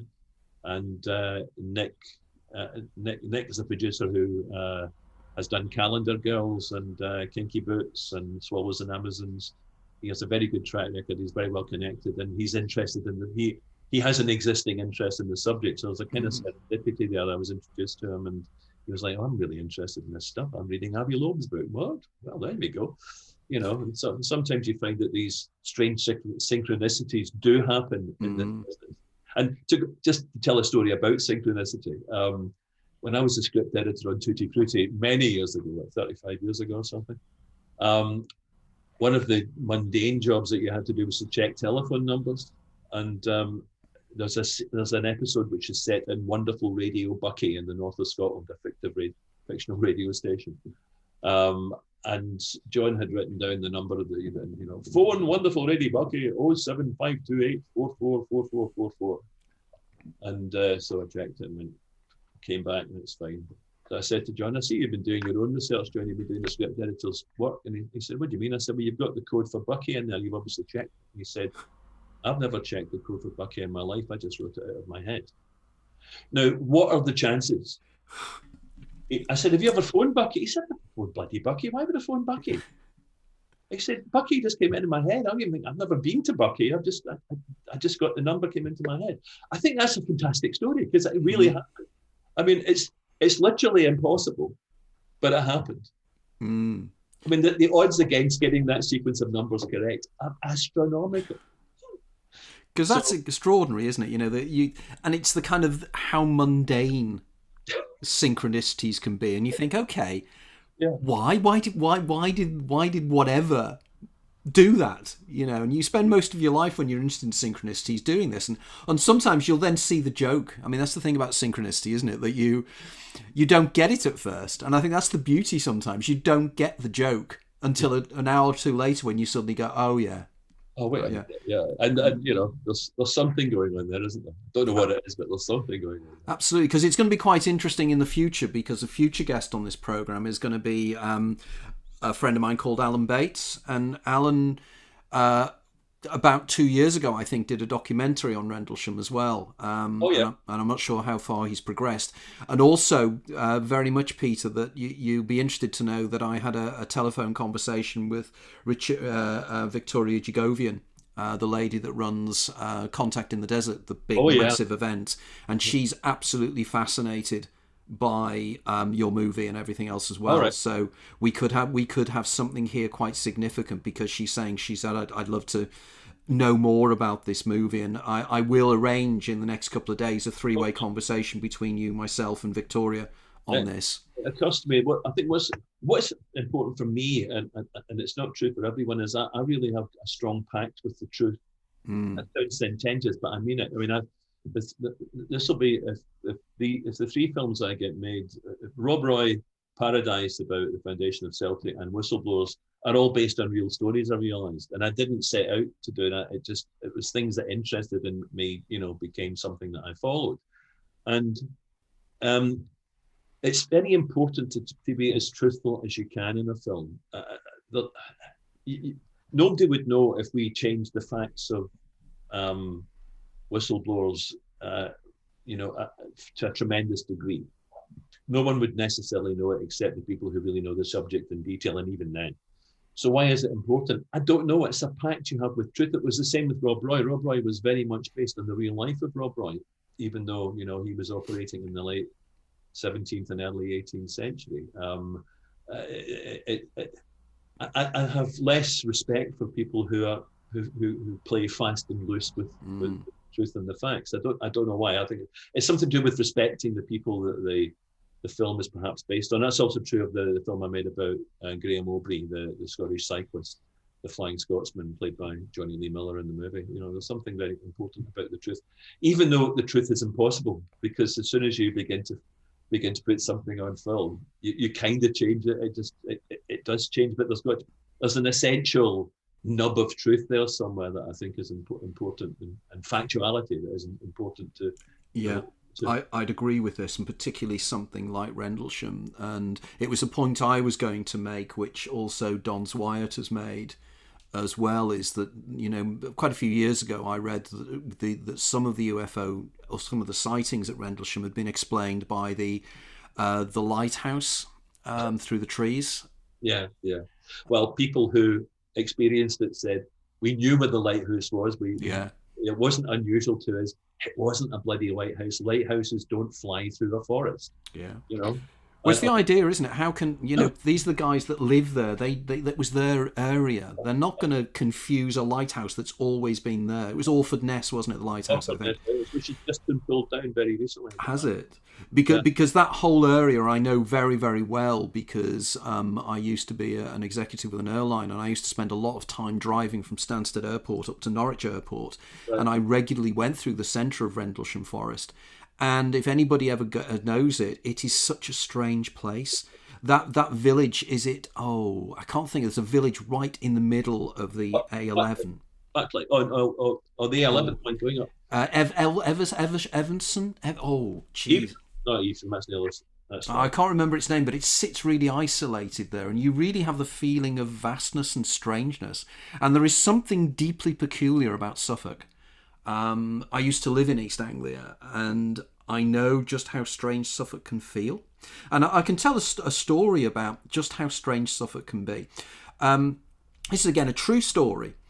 Many, many years ago, from 1987, maybe 1988, I was living in Colchester, and myself and my then partner, Jenny, we'd been invited to a dinner party at one of the directors of my company at the time, and he lived in a tiny village in the middle of Suffolk, very close to the area we're talking about. And we go driving off to find his house, and we get lost. We get lost in the lanes, because down there are so many little towns and villages round Sudbury and south of Sudbury. It's very, very strange. And of course, that's where Borley Rectory was as well. So, you have that kind of feel as well.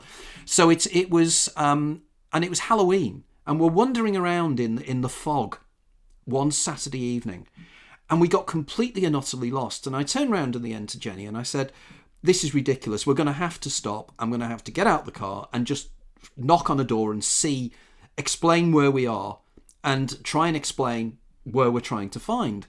So I said, let's just stop here. And we stopped at random in a lane, and I got out, and the first house I saw, there were lights outside the house, and I walked and I knocked on the front door, and Terry answered the door, and he said, "Oh, you're right on time." And I went, "Right, okay." And I went back to the car to Jenny and I said, "We found it." And she said, "What, they've given you directions to where we need to be?" And I said, No. I knocked on the door. It's their house." And we both looked at each other and thought, what? And there are things like that. When they happen in your life, you just go... The East Anglian thing is you're so right about that. I mean, for example, there's a very strong story, a very authenticated story about a disappearing house very close to the Rendlesham Forest incident. Right. Someone Ronnie knows, went to see a house that they wanted to buy, and they thought it was wonderful, an old house, and they went back again the following day and it wasn't there. A compression of the story, but that's the story. Again, the other thing about telling the truth in terms of Rendlesham is there are alternative versions of what happened from people who were in the same situation. I mean, as John Burroughs will tell you that the first night happened in a different place from where Jim Penniston says it happened, and that's just, that's where it gets real rabbit holy, trying to pull two different realities together that are spectacularly, weird in themselves. And East Anglia, I lived in Norfolk for 2 years, and there is no spookier place to be. And I loved it for the spookiness. I used to, when I wasn't busy with the cinema, I would go cycling around the lanes of Norfolk, visiting old, empty, open churches, which you don't so much get anymore. Most of them are barred shut these days, sadly. But it's drenched in history and mythology and strange goings on. I mean, I lived near a place called Windham, and there was a strong rumor there about a satanic coven around Windham, and I sort of wonder if it's well, the people of Windham are strange people in the sense that the name of their town they pronounce like it's not spelt Wymondham, but they call and I mean, I remember, for instance, in that area feeling very creepy and strange around Dunwich, where they've got the village that fell into the sea. Yeah. And of course, Dunwich, I'm then reminded, of the Dunwich Horror of the American writer whose name's just escaped me as well.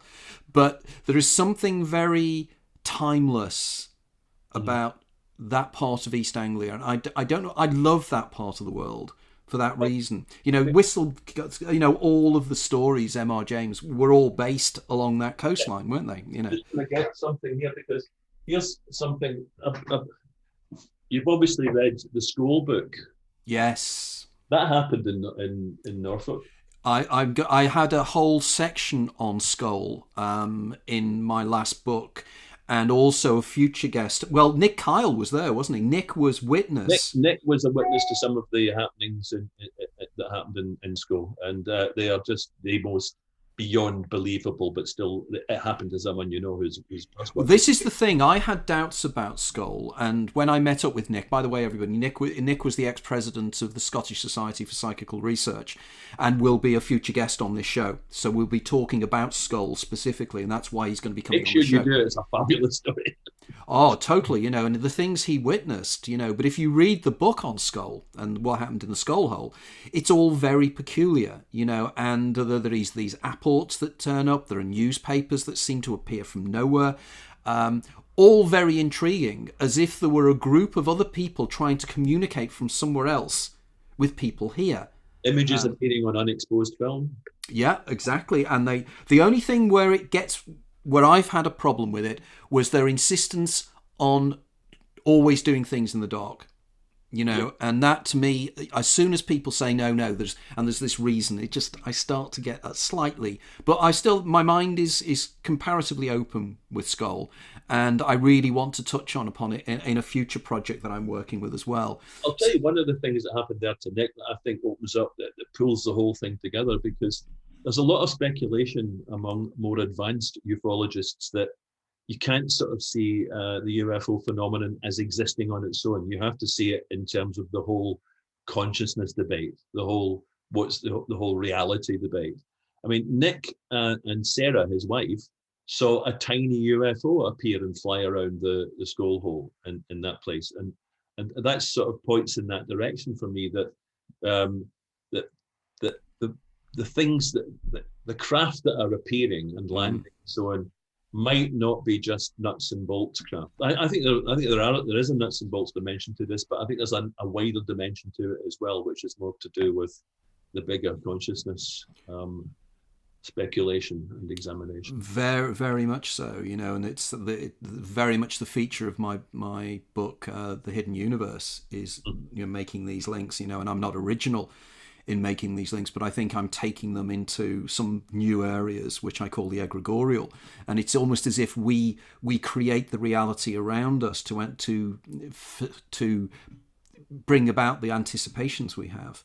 Yeah. And if you apply that to quantum physics, for instance, you know, that there are, and in my new book, I'm going to have a whole section on how quantum physicists over the ages have speculated about the existence of hypothetical particles, and lo and behold, as soon as they collectively start to think about these hypothetical particles, even the most ridiculous particles, they come into existence. It's as if the anticipation, and there was a very famous quotation by E. Rabi, who was a top quantum physicist in the 1950s, when they discovered the muon. He actually turned around and said, "Who ordered that?" You know, so the idea that, you know, quantum physicists know, you think about something, it happens. And is it something to do with the relationship between conscious anticipation and consciousness and what's actually out there? And we're missing a point here. So when they were so keen to have things happen at Skull, the Foys and their associates, that they made these things happen because they were wanting them to happen. And of course, there's a parallel here with the Philip experiment in Toronto in the early 1970s. There's a lot here. It's a bit like having tulpa at the quantum level, isn't it? Correct. This is exactly the argument I use. It's analogous with creation of a tulpa. You know, tulpas, people collectively anticipate the creation of something and they come into existence. But in my new book, which I doubt you've had the chance to read yet, I argue... It's lining up there. Oh, right. That there's a feedback mechanism taking place. And somebody else that's been a guest on the show, and I've been a guest on his work, is an American researcher who's an ex-Catholic priest called Eno. And he's a relation of Brian Eno, by the way. It's his cousin. And Paul Eno, he has a thing, he's written lots of stuff, and some of his research is extraordinary. His books are well worth reading. And he's of the opinion that these entities, they create themselves out of fear, and they create themselves out of plasma in some way. And they bring themselves into this reality by creating our anticipation of them, as if there's a huge feedback mechanism. And one of the points I make in my latest book is that in The Hidden Universe, I say it's interesting that if you read the Quran and you read the surahs of Islam, when they describe the creation of the jinn, man was made out of clay, the angels were made out of light, and the jinn were made out of smokeless fire. And smokeless fire, if you had to describe what plasma is, that's what you call it, smokeless fire. You know, it's just very intriguing.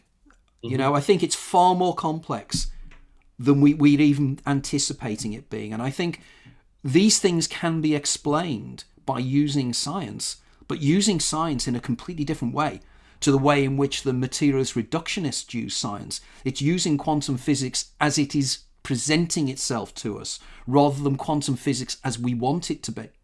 Because then again, you could argue that even quantum physics itself is a creation of consciousness, isn't it? You mentioned plasma there, and relating that to the TOPA idea. Just before we did the festival, it was a few months before it, when I was really busy with it. We went out for dinner one night. We came back. It was September. It had got dark, a very clear sky, and I really wanted to see a UFO at that time. And then I saw two UFOs over there. There's Ben Lomond, which is Rob Roy's mountain. That was where his farm used to be. It's the most southerly of the Munro Mountains in Scotland. Right. It's where Loch Lomond is. In fact, we bought this house because it had a view of Ben Lomond, and you could just see the sort of escarpment, the eastern shoulder of Ben Lomond that becomes the Conic Hill and so on. And I was putting the bins out, and I came back up the steps and looked out across the fields, and I could see two lights in the sky, except they weren't lights because they were pulsing. We're going like that. Do you know what I mean? And I thought, that's just weird. And I called my wife out, and she's very skeptical about everything, all this nonsense. And she said, that's an air. And she went, no, actually, that's not an airplane. That's really weird. And I looked at it through the binoculars, and it just looked like a pulsing light, and it was there for an hour.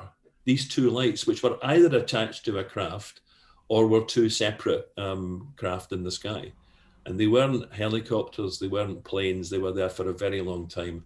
And I still can't explain it. And, I just wondered if I tulpered them into being because of my intense desire at that time. Yeah.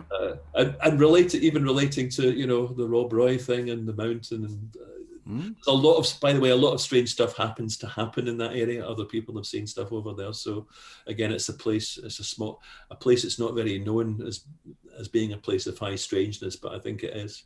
Absolutely. Sarah, have you got any comments at the moment? We're coming towards the end now. Do you like to add your Sarah magic to it? Just looking forward to working on the English X-Files and the Paranormal Festival in Hastings. Can't wait for that. It's going to be great. Good idea. We could do that. I think we should, and particularly with the Victoria link as well. And Victoria's agreed to be a future guest on this show as well. So we're going to have some very we always have incredibly interesting people on here, and it's really building up a momentum now. Right, Peter, is there any other final points you'd like to make, or your contact details or anything else? I just hope it hasn't been tedious for the people who are looking in, and it's a real honour. I feel as if I'm on Desert Island Discs. It's a real honour to be. No, it's been absolutely wonderful. I'm not used to talking about myself, but it's been interesting to do so. Well, that's it, because movies fascinate me, and the making of movies and your involvement is wonderful, and all I can say is thank you very much for being involved here, and everybody else, thanks for listening in, and again, this will remain up on my Facebook wall, and will be uploaded onto my Facebook wall almost immediately after we've finished. It's going out live, but it will also be loaded up, and then tomorrow I'll be loading it up onto my my YouTube site as well, so you can check it out there as well. It'll be there permanently, and you can watch it there for as long as you like, all for free. Can I just say, Anthony, thank you for being a real leader in this. You really are someone who is a keystone for the new consciousness. And, you know, I hate people who are into just woo, who just think it's all like that. But I love people who actually sort of concretize it and make it real and substantial and extend people's consciousness and thinking about this whole area. So thank you. Oh, thank you for saying that. It's very important to me. Sometimes being a writer can be quite lonely, and you can get negative people attacking you and things. Funnily enough, I always find it quite frustrating that the critics of me are just as much the people who are the believers as the skeptics. You know, it seems, as I was talking to another writer recently, and it was Imants Baruch, Professor Imants Baruch, who was a previous guest on this program, and we both agreed it's like you're standing on a bridge and you're trying to make two sides talk to each other, and all they're doing is throwing blocks of concrete at you because they don't want to talk to each other, and they don't want to talk to each other because they're so scared of holding on to their belief systems, either being what they would consider to be totally rational or totally irrational. And this has got to stop. It's got to stop. We've got so many interesting areas now that are taking place. Science is telling us some extraordinary things about the universe, and the universe is far more interesting.